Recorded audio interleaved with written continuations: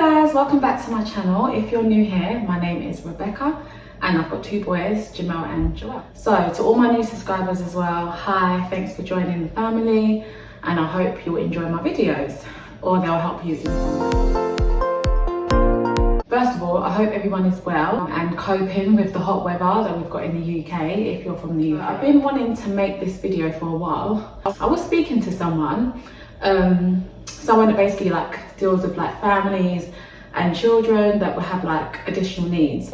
They gave me a book and I was reading through the book and it was just talking about different points, and I came across the point and it was talking about dealing with grief.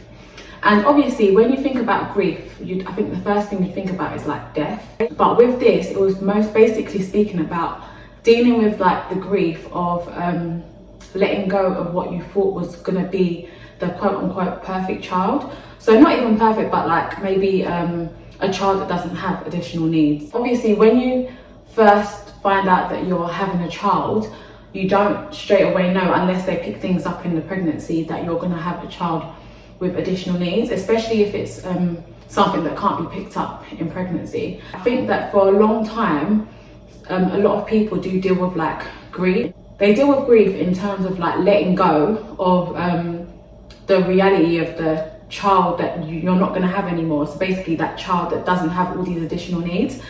It is hard, it's a hard process, but it's something that a lot of us go through, but it's something that you have to let go of, because in order for you to be able to care for your child properly and give them your all, you're going to have to let go of that and focus on and love the child that's in front of you.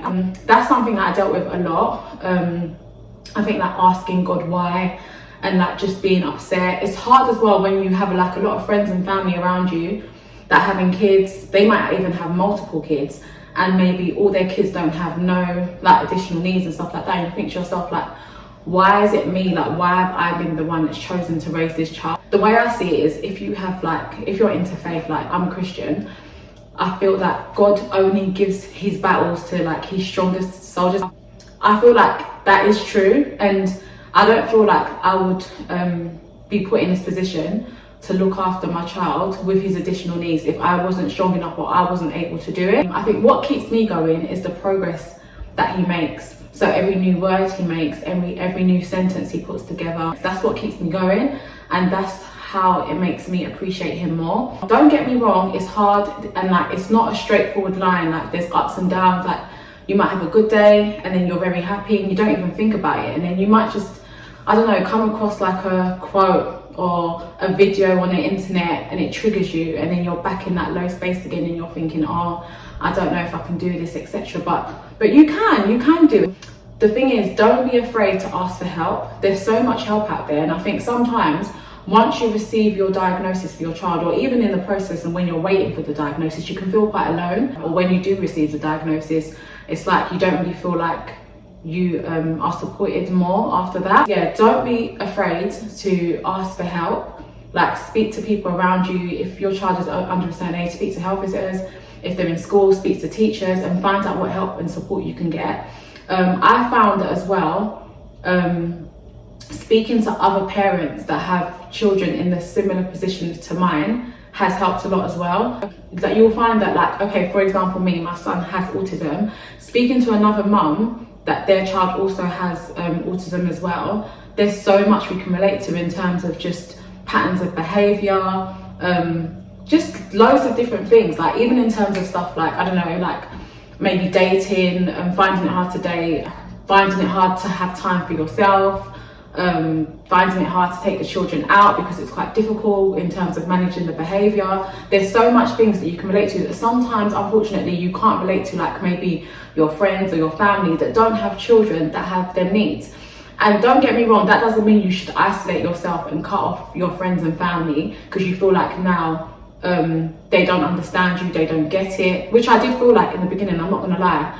But you get to a stage where it's you can receive support from your friends and family, even if they may not fully understand. But even in terms of sometimes if you just need to vent, they can be a listening ear for that. You just learn to manage it all. So I just wanted to make today's video just to encourage any parent that is probably going through that grief period that it does get better, and you just have to learn to come to terms with it. I think when you learn to come to terms with the fact that, okay, this is the situation, it's not going to go away, I'm going to have to learn to manage it, it does then become a lot easier. Like, you'll find very quickly that you wouldn't change your child for the world, trust me, because every child is individual, different, and they all have different traits. There might be something that your child does to make you laugh or smile, and you know that if maybe they didn't have that additional need, they wouldn't act that way. So yeah, you do learn to like get used to it very quickly and appreciate them for who they are. And yeah, they're still your child at the end of the day, and you have to love them no matter what. I hope this video has helped anyone in my position, and yeah, feel free to share it with anyone, like, comment, subscribe, all of that, and I'll see you guys again next time. Bye.